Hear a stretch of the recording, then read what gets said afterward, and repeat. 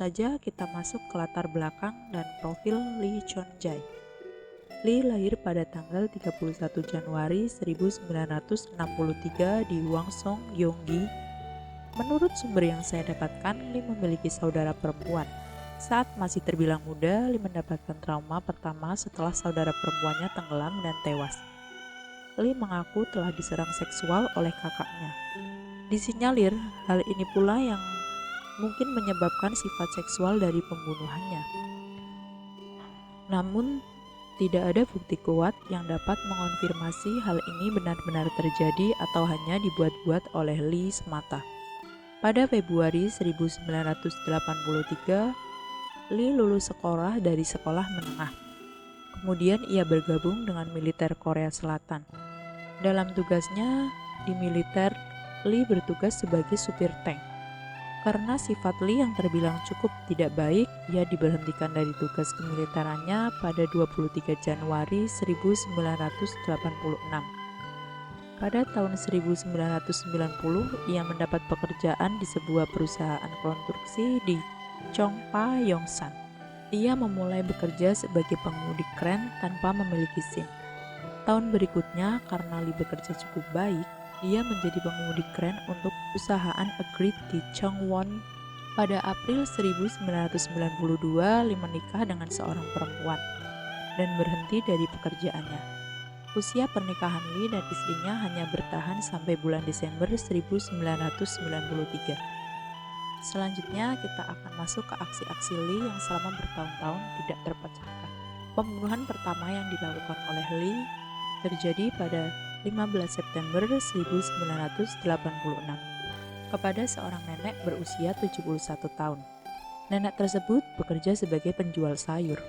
Setelah selesai berjualan, nenek tersebut berniat untuk mampir ke rumah anaknya. Tidak lama ia istirahat di rumah anaknya, ia beranjak pulang. Namun tidak pernah kembali dan hilang begitu saja tanpa kabar apapun. Setelah 5 hari, nenek tersebut ditemukan dengan kondisi tak bernyawa di lahan pertanian yang jaraknya tak jauh dari rumah anaknya. Kondisi jasad tersebut tidak memakai pakaian bagian bawah, namun tidak ditemukan bekas pemerkosaan. Hanya saja terdapat bekas cekikan di leher. Pihak keluarga melapor kepada polisi, namun polisi tidak bisa mengungkap pelaku. Yang kedua terjadi di tahun yang sama, tepatnya pada tanggal 20 Oktober 1986. Nasib naas menimpa seorang gadis yang berusia 25 tahun. Diketahui gadis tersebut baru saja pulang makan malam bersama keluarga kekasihnya. Saat hendak menunggu bus datang, cuaca sedikit mendung dan gelap. 3 hari kemudian, gadis tersebut ditemukan meninggal di saluran air dengan luka sayatan di bagian dada dan belakang, serta cabikan di seluruh tubuhnya. Di leher gadis tersebut terdapat stocking mengikat di leher. Kondisi gadis tersebut tidak mengenakan pakaian bagian bawah. Di TKP, polisi menemukan bekas sperma, puntung rokok, dan bekas kotak susu pelaku. Yang ketiga terjadi pada tanggal 12 Desember 1986. Ada seorang ibu rumah tangga muda yang berusia 25 tahun yang baru saja turun di halte bus yang jaraknya ke rumahnya tidak begitu jauh. Sama halnya dengan kasus yang sebelumnya, ibu muda tersebut hilang, tidak ada kabar. Setelah 4 bulan, polisi menemukan jasad tersebut dengan kondisi yang sudah membusuk tidak jauh dari kediamannya dengan tidak mengenakan pakaian bawah dan leher diikat dengan pakaian dalam milik korban. Yang keempat terjadi pada tanggal 14 Desember 1986.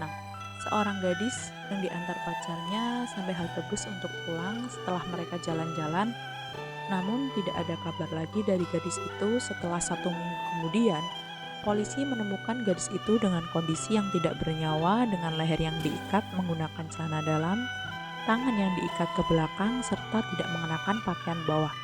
Terdapat pula bekas luka di bagian intim korban.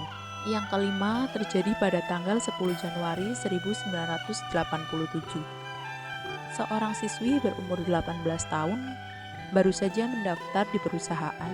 Kemudian setelah ia pulang, ia bermaksud bermain dengan temannya hingga larut malam. Saat hendak menuju halte bus, gadis tersebut melewati lahan pertanian sebelum sampai di halte. Namun naasnya gadis tersebut hilang tidak ada kabar.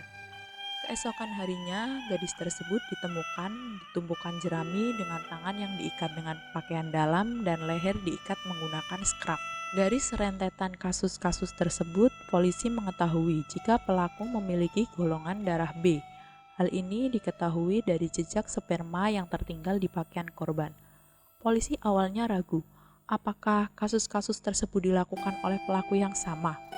Pada saat itu juga teknologi forensik belum secanggih sekarang dan kasus tentang pembunuhan berantai masih jarang terjadi pada saat itu, sehingga menyebabkan polisi kesulitan untuk memecahkan kasus ini. Para detektif dan polisi terbilang cukup ahli didatangkan ke Hwangsong untuk menyelidiki kasus tersebut. Kondisi ini memicu kekhawatiran warga yang hendak keluar malam. Selang beberapa lama, memang tidak ada kabar kasus pembunuhan dengan motif yang seperti sebelumnya. Pada tanggal 2 Mei 1987, seorang istri berumur 29 tahun menjemput suaminya hujan-hujanan menunggu di halte. Namun, sang suami tak kunjung tiba. Saat suami tiba di halte, ia tidak menemukan istrinya. Sang suami bergegas pulang, kemudian di rumah pun ia tidak menemukan istrinya. Panik dengan hal tersebut, kemudian sang suami melapor ke kantor polisi. 1 minggu kemudian, ibu rumah tangga tersebut ditemukan oleh polisi di pemakaman dekat rumahnya, dengan kondisi pakaian atas yang dilepas dan tangannya diikat. Terdapat pula sperma di celananya. Bertahun-tahun polisi mencari pelaku, serta dibantu oleh pihak-pihak yang ahli di bidangnya, dan seiring majunya teknologi, polisi berhasil membuat sketsa wajah pelaku. Dan beginilah akhir kisah dari pembunuhan berantai di Hwangsong. Melansir laporan AFP via The Hollywood Reporter, Kamis 2 Juli 2019, pejabat di Provinsi Gyeonggi mengumumkan bahwa penyidikan kasus yang telah lama mengendap itu berhasil menemukan pelaku yang sebenarnya alias Lee Jun-jae, pria berusia 50 tahun. Pada saat itu diketahui telah mendekam di penjara dengan kasus pembunuhan adik iparnya sendiri. Untuk kasus pembunuhan berantai yang terjadi 1986 sampai 1991, Lee mengaku bersalah karena telah memperkosa 34 wanita dan diantaranya ada yang dibunuh juga. Namun pihak kepolisian hanya menemukan 9 bukti kasus pemerkosaan. Kendati demikian, Lee tidak bisa dituntut atas pembunuhan tersebut karena di Korea Selatan berlaku kasus-kasus yang telah melewati kadaluarsa tidak bisa lagi dituntut. Karena kasus ini telah kadaluarsa sejak 2006 silam, kendati demikian, Lee berhasil dituntut atas kasus pemerkosaan dan pembunuhan terhadap adik iparnya pada 1994 dan dijatuhi hukuman seumur hidup. Demikian akhir kasus pembunuhan yang mengerikan ini. Terima kasih untuk yang telah menonton video ini. Apabila ada salah maupun kekurangan, di sini saya minta maaf yang sebesar-besarnya. Sekian dari saya. Wassalamualaikum warahmatullahi wabarakatuh.